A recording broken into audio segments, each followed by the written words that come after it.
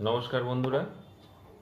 আজকে মার্কেট আমার কথা অনুযায়ী আমি যে বলেছিলাম যে মার্কেট আজকে একটা বড় গ্যাপ আপে খুলবে, মার্কেট কিন্তু আজকে একটা বড় গ্যাপ আপে খোলে এবং মার্কেট কিন্তু 24,419-এ মার্কেট খোলে।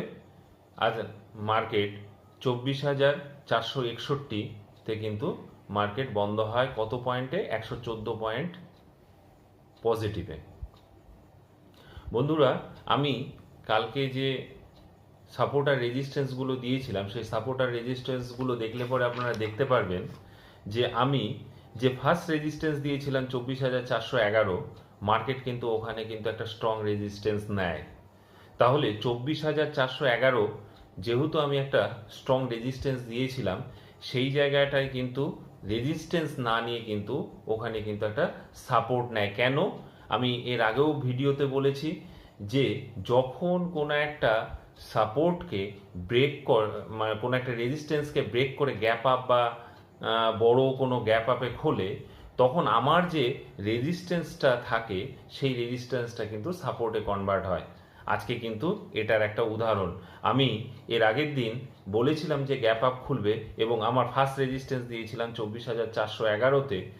আজকে মার্কেট যেহেতু একটা বড় গ্যাপ আপে খুলেছে, সেহেতু ওই জায়গাটাতে কিন্তু একটা সাপোর্ট হিসাবে কাজ করেছে। তো এই সমস্ত জিনিসগুলো শিক্ষণীয় ব্যাপার, এগুলো ধীরে ধীরে শিখতে হবে এবং এগুলো শেখার জন্য কিন্তু আমি এগুলো কিন্তু যখন ভিডিও বানাচ্ছি তখন কিন্তু এগুলো আস্তে আস্তে আপনাদেরকে আমি জানিয়ে দেব। এবার চলে আসি কালকের জন্য যে সাপোর্ট আর রেজিস্ট্যান্সগুলো থাকবে নিফটি ফিফটিতে। ফার্স্ট সাপোর্ট থাকবে হলো 24,406, তারপর থাকবে হলো 24,335, তারপরে 24,265, তারপরে থাকবে 23,988।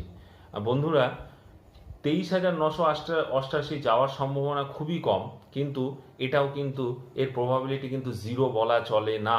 কারণ আমাদের গ্লোবাল যে সিচুয়েশন, আমাদের সঙ্গে পাকিস্তানের যে সম্পর্কটা যে তলানিতে ঠেকেছে, সেটা কিন্তু যে কোনো সময় কিন্তু একটা এফেক্ট নিতে পারে। তার জন্য আমি কিন্তু একটা সাপোর্ট ধরে রেখেছি 23,988।